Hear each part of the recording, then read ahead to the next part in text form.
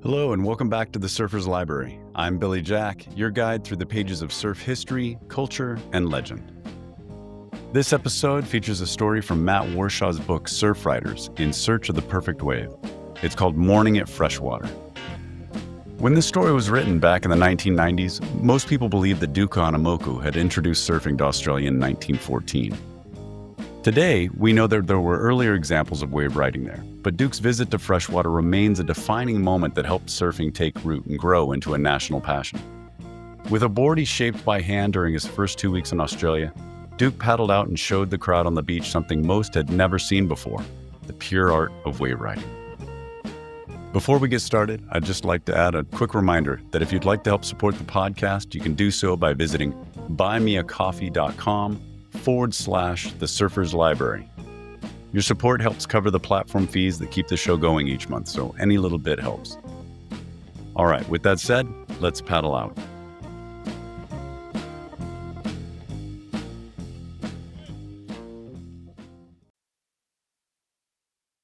Duke Kahanamoku worked in the clear heat at Freshwater Beach, Australia, adze in hand, wood chips scattered around his bare ankles, with a sun-dried length of sugar pine suspended horizontally before him at waist level. The 24-year-old stopped and, for a few moments, let his eyes move across the rough plains of the unfinished surfboard. The year was 1914. Kahanamoku was 2 weeks through his first visit to Australia, which meant he'd acclimated in general, but nonetheless had to pause often to assess local customs, methods, and materials.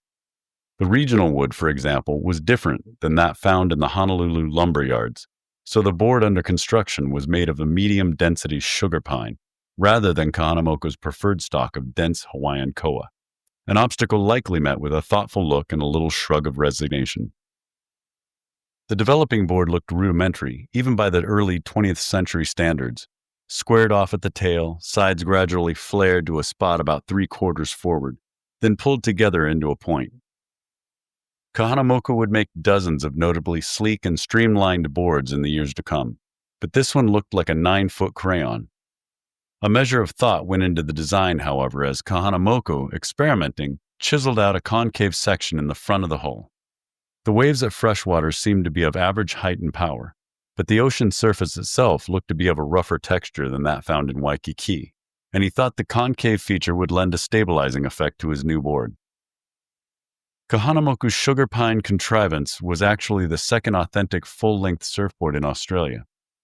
Charles Patterson of Manly, a local businessman and politician, had shipped a board in from Hawaii 2 years earlier, but he and a few body surfing friends were at a complete loss when they dragged it into the shore break for a test ride.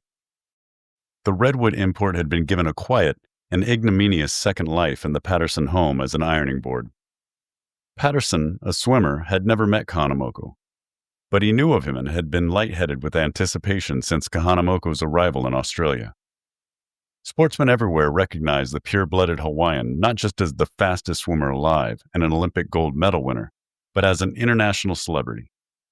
Many also knew him as the world's greatest exemplar of the newly revived sport of surfing, or board shooting, as the Australian press called it. Kahanamoku, whose self-confidence was faulty at best, tended to view himself as little more than a gypsy son of Waikiki. Australia had put him into a state of deep ambivalence, and his perpetually quiet manner now ranged from smiling and nonchalant to stoic and withdrawn. On one hand, Kahanamoku was glad to be traveling. He'd just walked off another servile job in Honolulu, was nearly broke, and knew there would be no worthwhile employment prospects when he returned home the following month. On the other hand, he missed his family and friends, as well as his surf club. He also knew that the Moana Hotel at Waikiki was presently filled with record numbers of wealthy, good-looking tourists visiting from the mainland, which, for a freelance surfing and swimming instructor, meant opportunities for business and light romance. Waikiki would always be Kahanamoku's seat of comfort. Now 5,000 miles from home, he often let his mind drift back to the few acres of water, reef, sand, and shade between Diamond Head and the South Shore beachfront, a celestial field for Kahanamoku and perhaps 200 other early modern surfers. But freshwater was nonetheless having a therapeutic effect on Kahanamoku's homesickness and work problems. The Australian weather was agreeable. Swimming officials who had sponsored his trip saw that he was comfortably housed and well fed. The Sydney newspapers praised the bronzed islander as a paragon of sportsmanship and character, and the often belligerent Australian race fans had, with some grace, accepted him as inarguably superior to the local talent. And finally, Kahanamoku was about to give the host country its first demonstration of stand-up surfing. He'd already become surfing's first and foremost nation builder, founding a settlement of wave riding in Atlantic City 2 years earlier. He would do the same in Australia and New Zealand, and would later lift California surfing from relative obscurity to statewide and, before long, nationwide attention. He was a generous performer. A wave sliding demonstration was usually followed by a casual beachside seminar on technique and board construction. Just as important, surfing as presented by Kahanamoku looked dignified and elegant, as well as great fun. His Olympic stature and his elevated presence transferred directly to the new sport and helped inoculate it against the vagaries of whim and fashion. Hollywood beach movies of the early 1960s would show surfing as young and frivolous, a depiction that wasn't entirely wrong. But during the first half of the century, a growing international fraternity of surfers followed Kahanamoku's lead and practiced a more courtly version of the sport. Duke Kahanamoku didn't single-handedly bring surfing back from the dead, as some accounts have it, but his life so neatly parallels the sport's revival that finer distinctions seem unnecessary. Just 30 years before Kahanamoku's visit to Australia, as Hawaiians impassively marked off their first 100 years of Anglo-Saxon contact, surfboards had nearly vanished from the beaches of Waikiki. So had much of the native population, for that matter. The Hawaiians' collective immune system had been virtually useless before the host of parasites that jumped ashore with the newcomers. Measles, smallpox, syphilis, and other diseases freely moved from village to village and cut the indigenous population from 400,000 upon Captain Cook's arrival in 1778 to 40,000 at the time of Kahanamoku's birth in 1890. Parallel damage was done to the economic, religious, and social practices, surfing included. The sport, Jack London wrote in 1916, looking back, was at its dying gasp. Not only did the Hawaiian-born not talk about it, but they forgot about it. Open-sea fishermen through the centuries on coastlines around the world no doubt rode waves to shore as they brought in the day's catch. But before the 20th century, only the Pacific Islanders built and rode special boards for surfing. By the time Cook arrived, Hawaiian surfers had advanced well beyond everyone else in the Polynesian group, hardly surprising given that each island in the Hawaiian chain is surrounded by consistent, high-quality surf, and that the sport was practiced by men and women, royalty and commoners, children and grandparents. This was genuine surf culture. Temples were dedicated to surfing.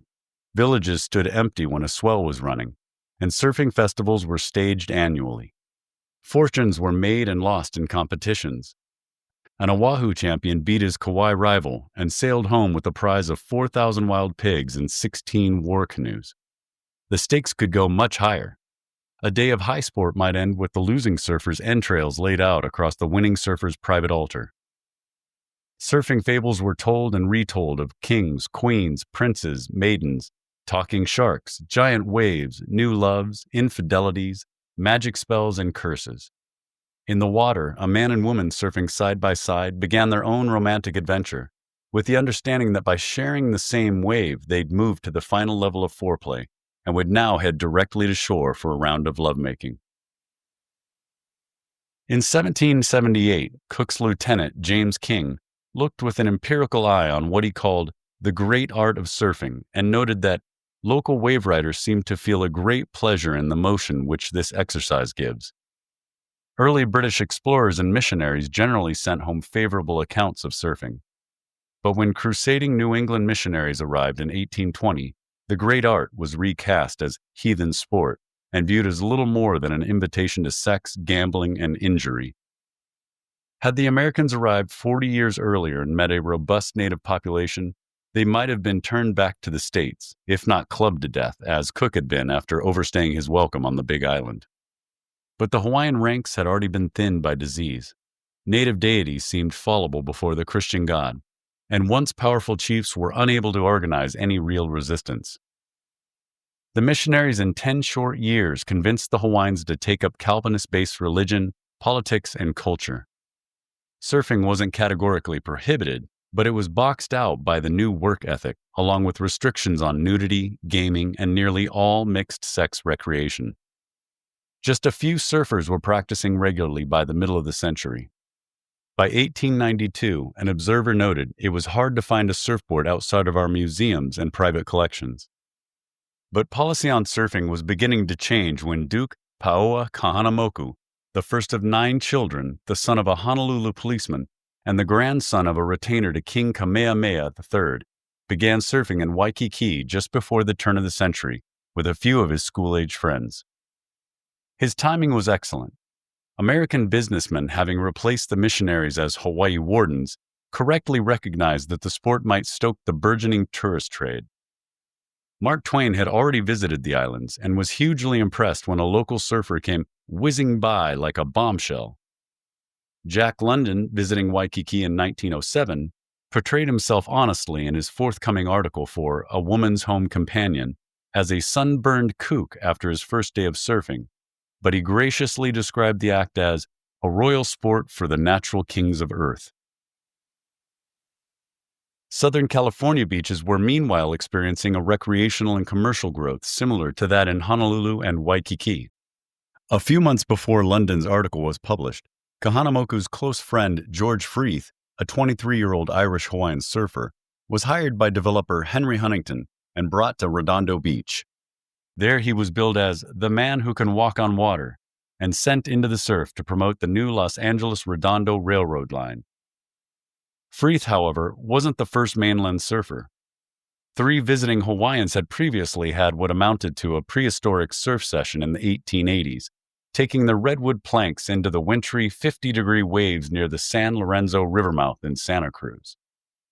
But the locals showed no interest in taking up the sport themselves, and the event was forgotten for more than 100 years. Freeth had better luck, thanks to the mellow Southern California climate and the considerable advertising strength of Huntington. Hundreds of Los Angeles residents took the red car southwest to its Redondo terminus, disembarked, and stood in the sand to watch Freeth give surfing demonstrations. Small colonies of surfers popped up immediately in the nearby beach towns. 3 years later, in 1910, Kahanamoku raised the sport's performance level after making himself a streamlined 10-foot surfboard about 2 feet bigger than the day's standard. The new board not only rode faster and smoother, it paddled like a dream, and when the surf was up, Kahanamoku was able to investigate the distant fringe of the Waikiki reefs where the waves were bigger, steeper, and more critical. The limit of modern surfing's bigger is better principle of surfboard design was reached in 1930, when Kahanamoku built a semi-hollow, missile-shaped redwood board that measured 16 feet and weighed 126 pounds. Meanwhile, the sport's popularity was also growing. In 1911, membership in the 4-year-old Outrigger Canoe and Surfing Club numbered in the hundreds. Kahanamoku himself was a captain and co-founder of the just-established Hui Nelu Surf Club. That year, he wrote a front-page article on surfing in the premier issue of Mid-Pacific magazine. "I have never seen snow," Kahanamoku began, "and I do not know what winter means. But every day of the year where the water is 76 day and night and the waves roll high, I take my sled, without runners, and coast down the face of big waves that roll in at Waikiki." Kahanamoku, then 21, a part-time stevedore, was among equals with the Waikiki set, no small honor for a surfer. National celebrity came to him that summer after Hawaii's first amateur athletic union sanctioned swim meet, when Kahanamoku, untrained and competing for the first time, broke the 100-yard freestyle world record by more than 4 seconds, putting a 30-foot gap between himself and the runner-up. Less than an hour later, he broke the 50-yard record by more than a second and a half. In 1912, he won a gold medal in the 1912 Olympics in Stockholm, and before the games were finished, Kahanamoku, through style and presence as much as athleticism, had become a European sensation.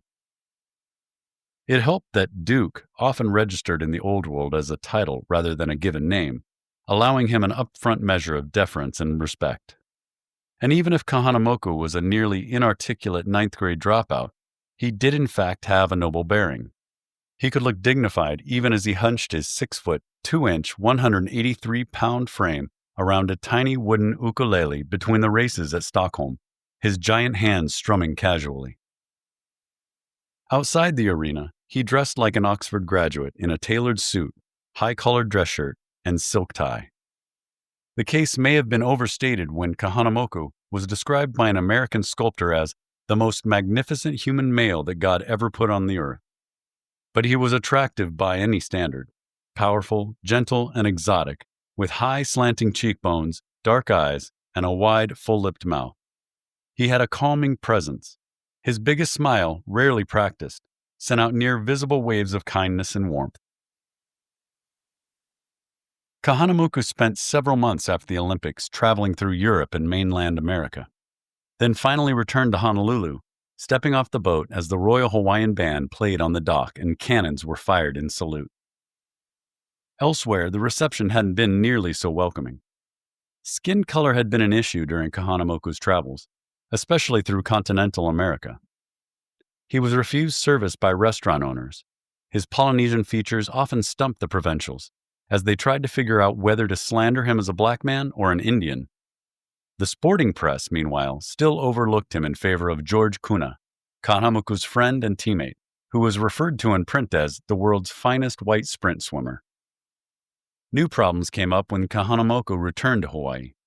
He could only find menial work in Honolulu, and in late 1912, just weeks after being feted in one European capital city after another, he was working as a meter reader on Honolulu city streets. Perhaps Hawaii didn't owe him a job, but nonetheless, there seemed to be a moral and financial imbalance when local officials, the Chamber of Commerce, and the Hawaii Promotion Committee all acknowledged Kahanamoku's part in making Hawaii one of the world's premier tourist destinations, then refused to cut him in on the proceeds. Yet Kahanamoku never lost his sense of obligation to his home state. For decades, he served as a Honolulu city greeter and escort. Babe Ruth, Shirley Temple, Mickey Rooney, Groucho Marx, Prince Edward, Arthur Godfrey, and President Kennedy all were met and squired by Kahanamoku when visiting Hawaii, and all were touched by his gracious, playful, definitive aloha style. When the British Queen Mother arrived in Honolulu in 1966, she accepted a flower lei from the white-haired surfer as Hawaiian music played in the background, and moments later the two began an impromptu hula. Kahanamoku struggled constantly with his schizophrenic career. When he wasn't defending his title as the world's fastest swimmer, after Stockholm he won medals in the 1920 and 1924 games, or being cast in bit parts in Hollywood movies, appearing as an Indian chief in one film and a Turkish sultan in another, but generally playing the loyal and exotic manservant, Kahanamoku swept the floors and mowed the lawn at City Hall. He also worked the chains for a surveying team, pumped gas, then held office for nearly 3 decades as the sheriff of the city and county of Honolulu, another low-paying job despite the big title. In his last few years, Kahanamoku was able to trade in successfully on his name, but in a 1961 Honolulu Star-Bulletin article, the 71-year-old with a quiet bitterness summarized his past and present financial condition. "I am barely getting along." While money problems were an enduring feature of Kahanamoku's adult life, there were, of course, opportunities that came with being the world swimming champion. Such was the case in late 1914 when the New South Wales Swimming Association invited the young Kahanamoku to Australia for a 33-race swimming tour. Kahanamoku gratefully accepted. Australian officials were just as appreciative. The Hawaiian swimmer would be the first visiting Olympic gold medalist, and it was hoped that he would provide a small diversion from Australia's recent entry into the First World War. Kahanamoku arrived in Sydney on December 14th, after a 2-week boat trip, and a few days later agreed, when asked by local swimming organizers, to give a surfing demonstration. Date and site were quickly determined: Wednesday, December 23rd, Freshwater Beach, just north of Sydney. Expectations were peaking in the days before the exhibition, fed by word of mouth and newspaper stories. Kahanamoku, reported the Sydney referee, is a wonderfully dexterous performer on the surfboard, an instrument of pleasure that Australians have so far been unsuccessful in handling to any degree. Reports have been brought back from overseas of his acrobatic feats executed while dashing shorewards at great speeds. The Wednesday morning surf check found some passable waves at Freshwater. By 10 a.m., the summer sun had warmed the beach, and 200 or 300 spectators were lined up along the shoreline, with dozens more settled in on the nearby headland. Kahanamoku arrived at 10:30. He moved across the sand toward the ocean in a standard black one-piece swimsuit, with his new board resting easily on his right shoulder. Members of the local surf rescue club, in a sincere but countrified offer, said they'd tow his board through the waves in their surf boat. Kahanamoku said he could manage. The lifesavers nonetheless trailed Kahanamoku as he walked across the wet sand into the surf. Seconds later, paddling through the lines of broken waves, he distanced himself from the local convoy and soon pulled up alone in the calm water outside the surf line. He sat on his board and watched the ocean for a few moments. A swell moved in. He rotated to face shoreward, went prone, paddled, waited as his forward movement was amplified by the wave's energy, then pushed to his feet. New board, new spot, first time surfing in a month. Kahanamoku set an easy course to his left and simply let the wave push him into shallow water. Years later, 16-year-old Claude West of Manly Beach would speak of Kahanamoku's first ride in phrases usually associated with religious conversion. But at the moment he simply watched, felt the excitement flood up, then burst into cheers along with the rest of the crowd. The noise moved across the surf. "I must have put on a show that more than trapped their fancy," Kahanamoku later wrote, "for the crowds on shore applauded me loud and long." Energized by the response and glad to once again be on the surf beat, Kahanamoku stayed in the water for more than an hour, now comfortable on his new board as he angled left, then right, before sending his audience into a mild group hysteria when he brought the first part of his performance to a close with a headstand. Surrounded by onlookers back on the beach, Kahanamoku asked for a tandem partner. Minutes later, he was again stationed past the surf line with Freshwater's Isabel Latham, a 15-year-old already known as a fine swimmer and body surfer. A wave moved in. Kahanamoku paddled while Latham hung onto the sides of the board. "When we got onto the crest of this wave," she later recalled, "and I looked down into the trough, I thought I was going over a cliff." Latham shouted for Kahanamoku to stop, and he backpaddled to stall the board. Another wave, and again Latham balked. A few minutes later, same thing. Finally, Kahanamoku ignored her, pressed forward, stood, and hauled Latham to her feet. After that, she remembered, "I was all right." A stiff and over-articulated bronze statue of Duke Kahanamoku was dedicated in Freshwater in 1994. The gesture was heartfelt, but not likely to put any warmth, blood, and humanity back into a name that for most surfers had long ago been flattened by history. Although Kahanamoku is still revered as the embodiment of the warm and generous and now largely symbolic aloha spirit, it may be convenience as much as honor that supports his title as the father of modern surfing. But for those who recognize him as a composite athlete, traveler, adventurer, and sex idol, gratifying connections can be made between Kahanamoku and his surfing progeny. Phil Edwards, Nat Young, and Tom Carroll, like Kahanamoku, knew that good technique was reducible to a balance between raw power and elegance. David Nueva, Wayne Bartholomew, and Kelly Slater, like Kahanamoku, left their cash-poor existence behind when they went surfing. Bob Simmons and Tom Curran, and the nation of surfers in general, are, like Kahanamoku, slightly mysterious outsiders. And today, as baby boomer surfers angle through the rough waters of middle age, they might find solace in the fact that Kahanamoku surfed into his 70s and even spoke metaphorically near the end of his life about soon being able to pick the right kind of wave and keep on riding. Kahanamoku's Australian swimming tour continued into January of 1915. Before sailing for New Zealand and then home, he visited Sydney's DY Beach for a final day in the surf. Isabel Latham was ready for her second tandem demonstration, this time executing start to finish without hesitation. Teenager Claude West, meanwhile, was again on the beach watching, and by some combination of tactical maneuvering and luck, was at Kahanamoku's elbow as the Hawaiian prepared to leave. Kahanamoku handed the sugar pine board to West, who would soon become the first in a dynasty of Australian surfing champions.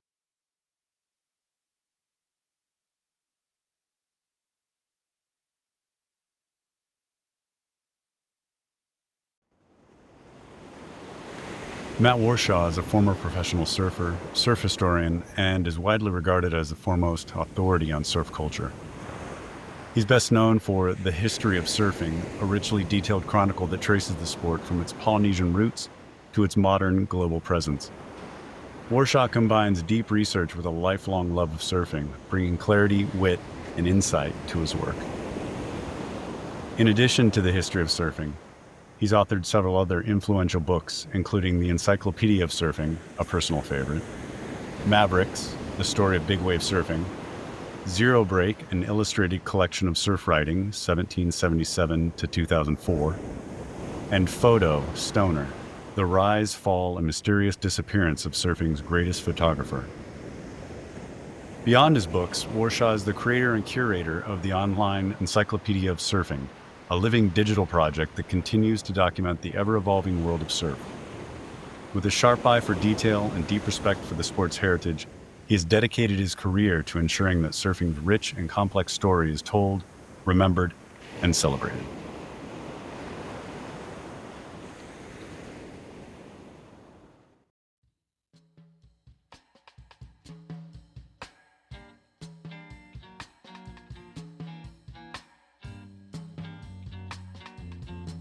Well, that's it for today's story, Morning at Freshwater, written by Matt Warshaw from his book Surfriders, In Search of the Perfect Wave.